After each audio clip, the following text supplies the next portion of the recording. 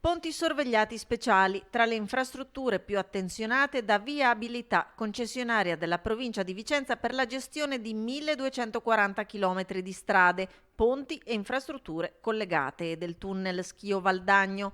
Chiude il bilancio 2021 sostanzialmente in pareggio.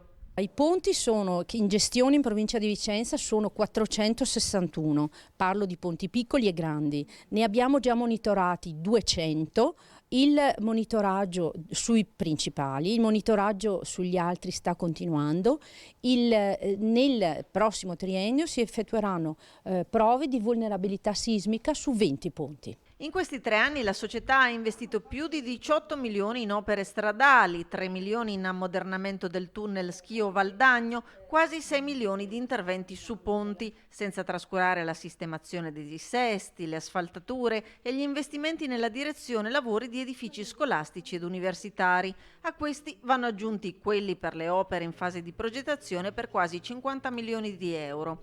Numeri di un triennio influenzato sia dagli effetti della pandemia sia dal rincaro delle materie prime. Questo è un tema che abbiamo già affrontato nel 2021 aumentando il bitume il prezzo del bitume del 10% e di un'altra percentuale superiore del 30% il valore dei laminati metallici.